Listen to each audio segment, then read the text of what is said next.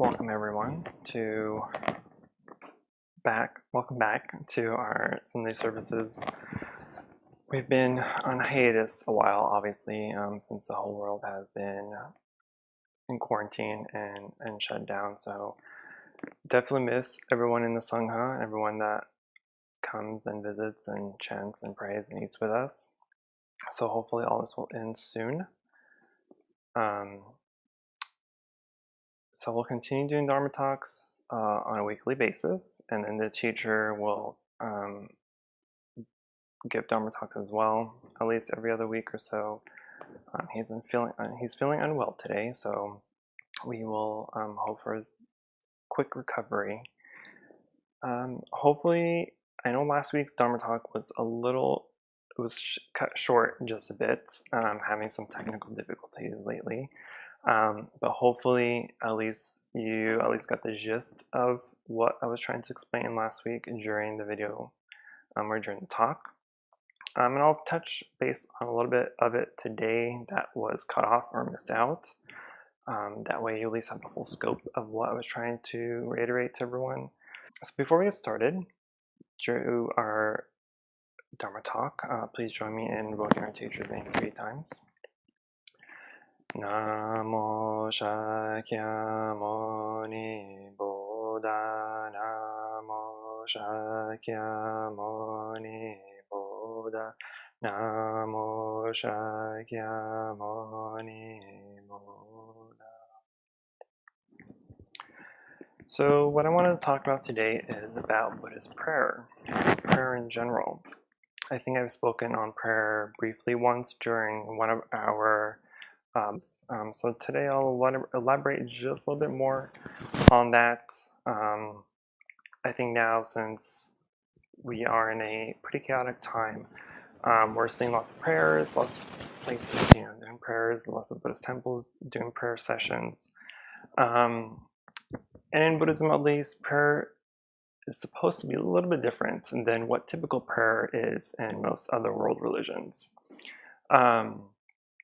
And so it's good to know exactly what prayer means, at least from a Buddhist perspective, how to use prayer, how to utilize prayer, how to understand what prayer is, and what the importance of it is, because prayer is different to everybody, right? I don't think, especially in Buddhism, there's no one definition of what prayer should or should not be, or how prayer should be conducted, but the general explanation or general idea of what it should be in Buddhism, at least, I'll try to describe on that. So Buddhism does have prayer, but as I mentioned, it's a little bit different than your typical Christian or Islamic prayer, right?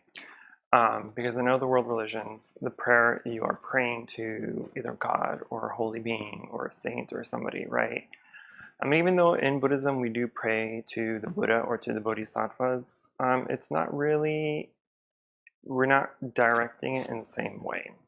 We use the Buddha's name or the Bodhisattva's name as a point of concentration, right? So just like when we're meditating in our breath or in the movement of our bodies or whatever it may be, right? We have a meditation object, right? Something that gives us focus on. And so in prayer, it's pretty much the same way, right? So, or at least it should be. Because generally in prayer, right, sometimes we are asking for something, right? So we're asking God or Jesus or Buddha or the Bodhisattvas, we're asking for health, we're asking for wealth, we're asking for good luck, we're asking for something. And that's really not correct. That is not the correct way to pray. Prayer shouldn't be a request. You shouldn't be telling the Buddha what to do, right?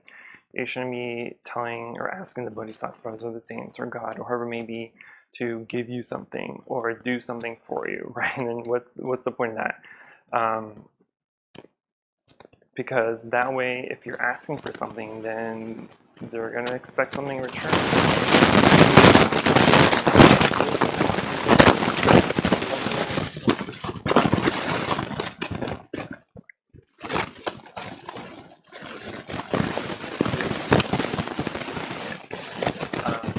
But in Buddhism, it's a little bit different.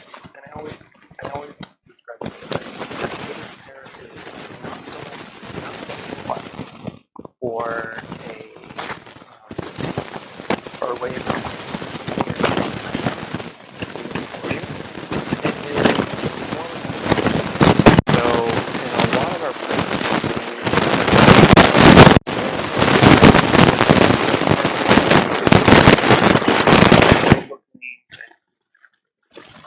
And that's technically a prayer. But if we really do that, we are actually hopefully contemplating what the Buddha is, contemplating on the characteristics of those bodhisattvas, because what we are trying to do within that prayer is emulate their characteristics. We are trying to aspire to be just like those Buddhas and bodhisattvas. So nowadays, right, since we have a whole pandemic, we are mostly praying for world peace, we're praying for health, we're praying for stability, and we're praying for things to get back to normal. But what we should do, we are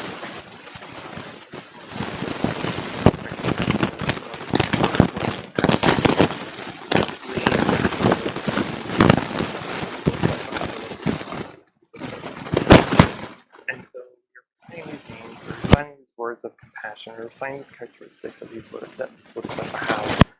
And what we were trying to do is imagine ourselves having those same characteristics. We're imagining ourselves that we are able to, our arms and our hands and our eyes and our ears and our mouths and nose to help other people, right? We're trying to build that characteristic of genuine compassion, of equanimity, and of loving kindness, right? So, but a lot of times, we forget that. A lot of times we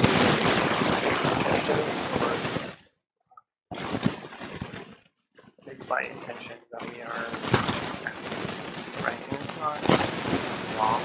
But what we should be doing is, if we're asking for something, right, it should be a way that it should be something that we do during meditation, right? Because we want to be able to sit in meditation, contemplate on something, and then realize what our limitations are. Because we are praying for compassion, or praying for our own health, for instance. Instead of asking for that via prayer, we should just meditate on that. So if we're meditating on compassion, or we're meditating on our health, it gives us a way to realize what our limitations are. So if we know we are limited with compassion, or we're limited with our health, for instance, meditation should give you or help you pinpoint why it is that you're lacking compassion, or why is it that you're lacking health, right? So maybe for health reasons, for instance, right? We know how to be healthy, or at least we should be. We know that a healthy diet and exercise is required to live a healthy, normal, and hopefully long life, right? But if we're not eating right, and if we're not dieting, or we're not exercising, or we're doing what we should be doing for our bodies, then we are naturally not going to be healthy people, right? We're going to have just aches all around, and we're not going to feel 100%, right? And we can almost probably always pinpoint that to the way we eat, or the way we live our lifestyle, right? Even now during the pandemic, if I'm out in the garden working on something, I see a lot of our neighbors walking down the street, or jogging, or riding their bicycle, right? So even during lockdown, if they're not able to go to the gym or do their regular exercise routine, they're at least contributing to some sort of physical activity, right? And we can all still do that.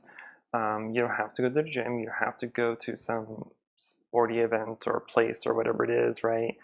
You can just walk up and down your road, or around the corner, or just, if you're trying to go to the store or do a little errand that's close by, think about walking or riding your bike instead.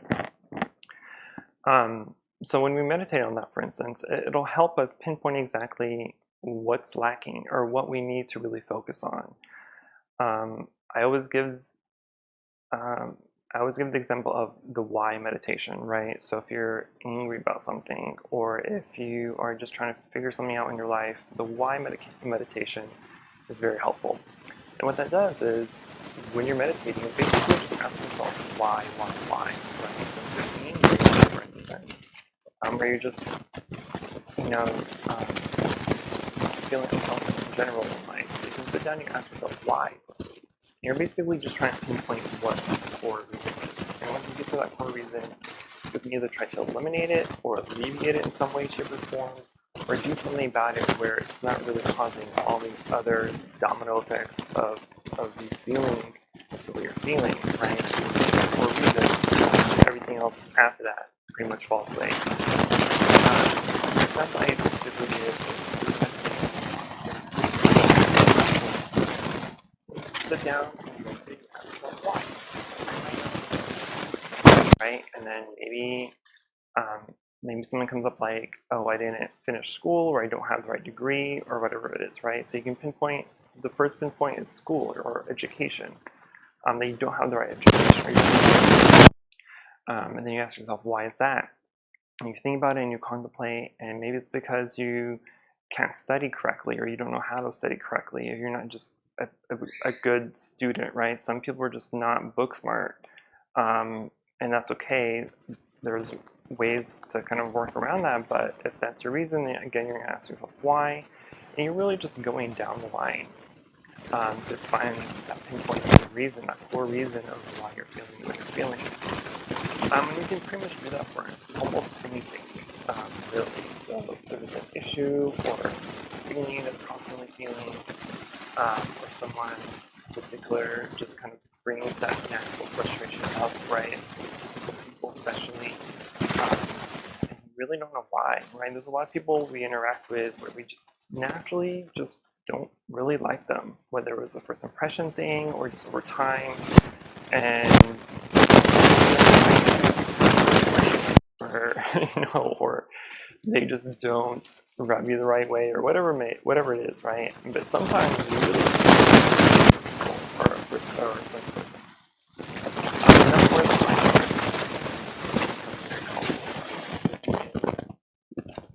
sometimes kind of go down the line and figure out that reason. It may not come to you or come to us within the first session. It may take many sessions, but eventually you will get there. And when you get there and you figure out what the core reason is, whether it's a particular issue, if it's a place, if it's a person, then you can either try to eliminate it completely in your life, you can try to pull away from it slowly, or whatever you think would be best, right? A lot of the times, at least when I've done in the past, a certain group of people or a group of friends, where they may have not been, the best group of friends to hang out with, in college, or they're just not the best example for life situations or decisions. So when that's the pinpointed reason or the core reason, then it's kind of easy to figure out and tell yourself, hey, these aren't really the best type of people to be hanging out with. Maybe I shouldn't hang out with them anymore. And then from there, things kind of get easier and you're less inclined to do troubled things or things you shouldn't be doing. And things naturally get easier from there. So the point is when you're praying, right, instead of praying that your life gets easier, or you pray that this person becomes nicer to you, or gets out of your life, we can meditate and contemplate on the reason why we're feeling certain ways. So when we're praying, and what we'll do today is I will chant, and you can chant with me if you have access to our chant book. We'll be praying or chanting the aspirations of Samantabhadra Bodhisattva. And the whole thing is basically just one giant prayer, really. And so when we're chanting it, when we're reading the words, when we're contemplating on it, we're seeing that, yes, the sutra is saying that we want to become Buddhas. We want to be able to help and offer to other Buddhas and Bodhisattvas and beings and friends that are like-minded to us. But when we're reading it and we're truly contemplating it, you're gonna notice that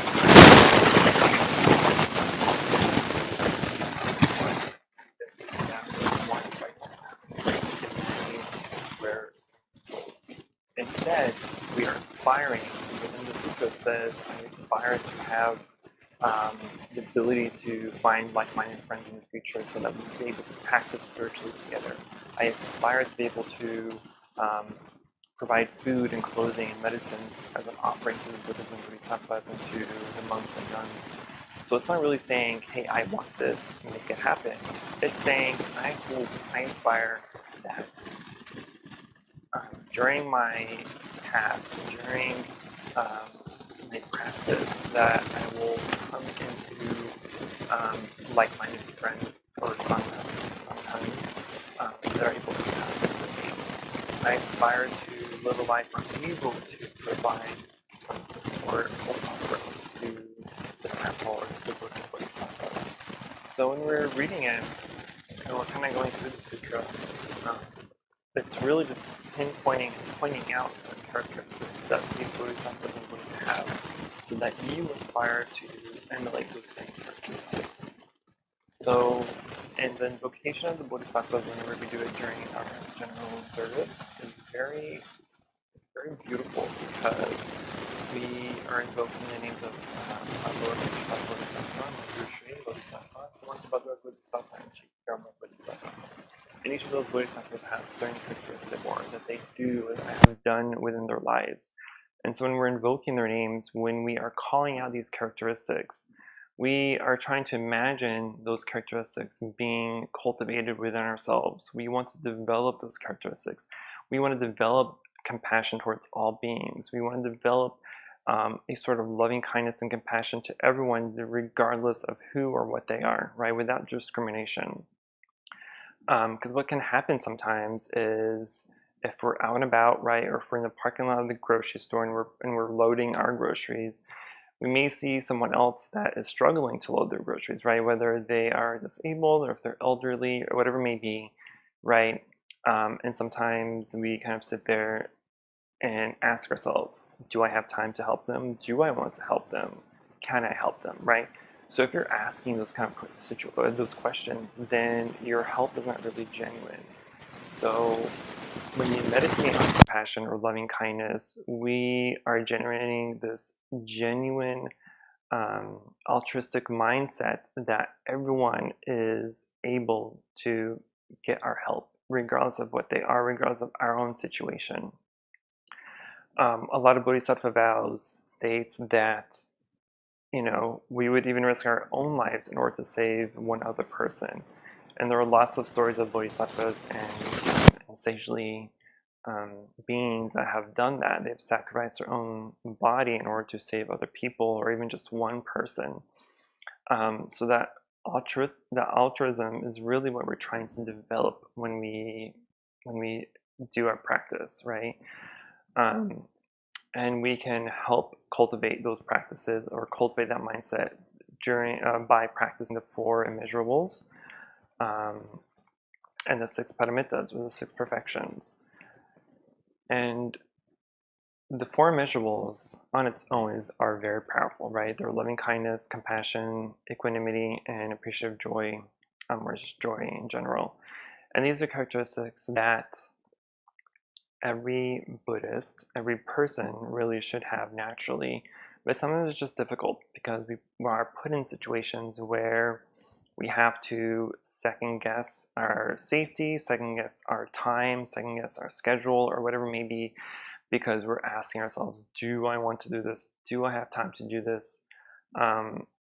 And it kind of creates that barrier where you're trying to be nice, you're trying to be giving, but at the same time, it's not a genuine generosity. It's not genuine generosity that you're trying to give. So even though if you do end up helping them, right, even after you ask yourself, do I have time, or do they really need help? If you ask yourself those questions and you do end up helping them, sure, you're gaining some brownie points there, but it's not the full point that you would get, right? It's not complete genuine generosity, and that's really what we are trying to end up doing or having. And again, it's not something that's going to happen overnight. It's going to take time with practice and with meditation, but it's through meditation where those cultivations will really develop fully and correctly, because it all starts in the mind, right? Everything is in our mind first. Everything that we think, everything that we do or want to do or say is a thought first, right? It goes from thought to speech to actual action. So we have to really train our minds. We have to develop our minds. We have to be friends with our own minds in order to manipulate it a little bit and kind of rewire it so that we are doing things on a genuine basis. I'm pretty sure that was slightly off topic to my prayer topic. But the point is here is when we are praying, it shouldn't be for asking for something. It shouldn't be a request. You shouldn't be telling whoever you're praying to or praying for what to do. Instead, when we are praying, we are cultivating and we are trying to cultivate and develop what we're praying for, whether it's for compassion or health or just success in life. We are trying to remind ourselves, hey, I need to be compassionate. I need to study more. I need to exercise more. Or I need to practice meditation more in order to develop those correct characteristics and those mindsets that's going to help us succeed in whatever we're praying for. So I'll keep my topic to that. Keep it short and simple. It's probably a much bigger topic to talk about. It really is. But I want to keep it at least to keep it a bit general out there, a bit general for you, a little bit broad, but at least give you the idea of what prayer should be, and how to pray. And once we chant the aspiration of Samanta Madra right now, in a little while, hopefully if you have access to it, or just do a quick Google search for the aspiration Samanta Madra. The sutra is actually a chapter from the Avadamsaka Sutra, or the Flower Garland Sutra, but it's been taken out as its own sutra. But it's a very beautiful sutra to chant and to read, because it's basically one huge prayer.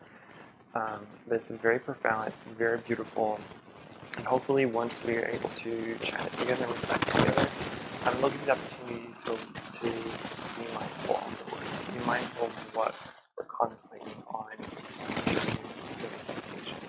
It'll help you give you an idea of what our prayers should look like.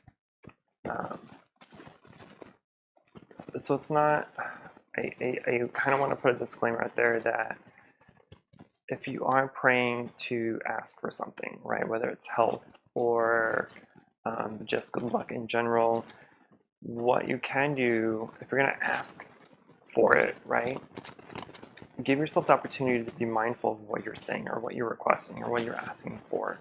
So if you're asking for health, then you can also ask yourself, what can I do to help me be healthy, right? Whether it's just a quick walk outside, whether it's a few push-ups or sit-ups or just dieting correctly, think of the ways you can actually help yourself. Because if we go back to the whole practice of Buddhism is basically this one giant self-help practice, right? The Buddha can't help you, the Bodhisattvas can't help you. They're not going to give you enlightenment. They're not going to give you the path. They're giving you the tools to create your own path. They're giving you the tools to create your Dharma house in order for you to practice. So it's really up to you to utilize those tools and those methods that they've given us in order to develop your own practice and find your own alignment, because it's not gonna be given to you. So it's the same way with prayer, right? It's not gonna, you can ask for all you want to ask for, but it's not going to be handed to you. It's not going to be dropped in at your front door, right? You're going to have to work for it. But what a request prayer can help is it'll hopefully give you some mindfulness. It'll give you some self-reminder that, okay, I'm asking for health, but what can I do for myself, for my own health? And you can go from there, right? You exercise, you eat right, you do whatever you need to do. Because it all has to come from you. It all has to come from you. So take that as it is. I wish we had a Sangha here for questions, but feel free to leave your questions in the comments, and I'll try to respond to them that way. I would attempt to look at my comments right now to see if there are any, but otherwise I'm going to get distracted. I kind of forget about the rest of the service, so I won't do that. But if you do have any questions, comments, or just send a message to the temple's Facebook page or email, and I'll try to get back to you soon, hopefully. So from there, we'll go ahead and close up invoke our name and go to the chanting. Namo Shakyamuni Buddha, Namo Shakyamuni Buddha, Namo Shakyamuni Buddha. For any positive karmic action we've accumulated here tonight, we wish to transfer the merit to all sentient beings and wish them full enlightenment.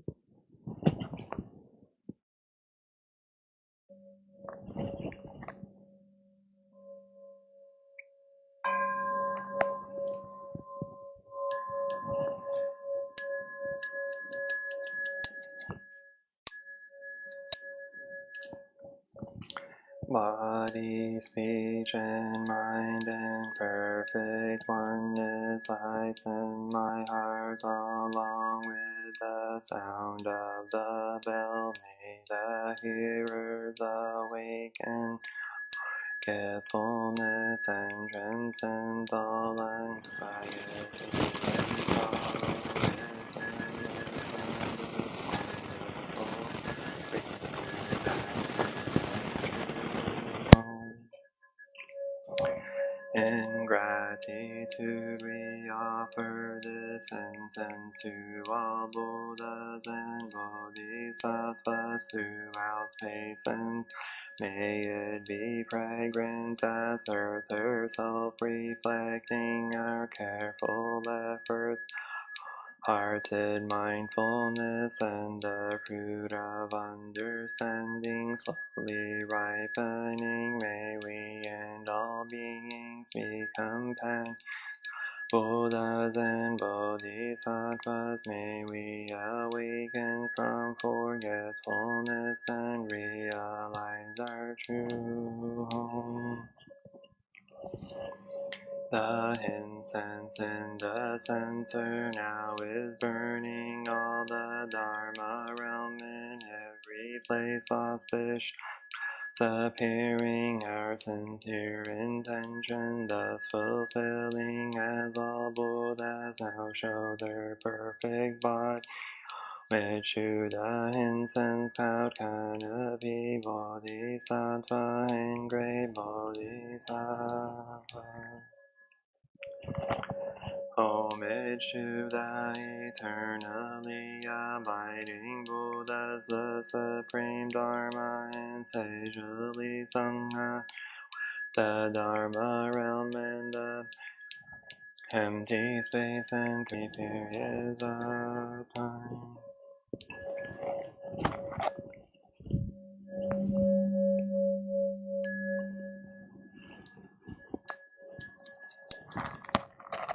Homage to the fundamental teacher Shakyamuni Buddha Maitreya, future Buddha Manjushri, great wisdom Bodhisattva, universal great conduct Bodhisattva, Dharmadeva guarding Bodhisattvas and the Amliya Buddhas and Bodhisattvas.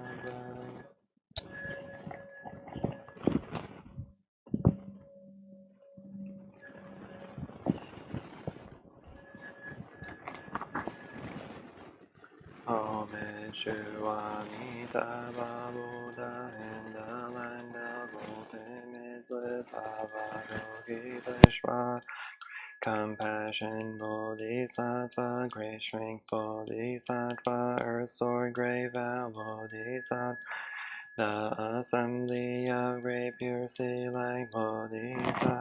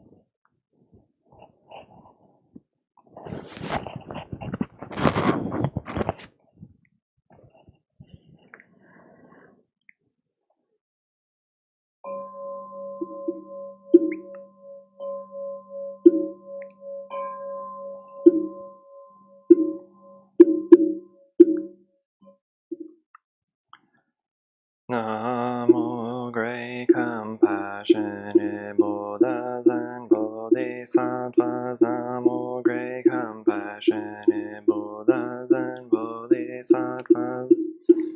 Namo great compassionate Buddhas and Bodhisattvas.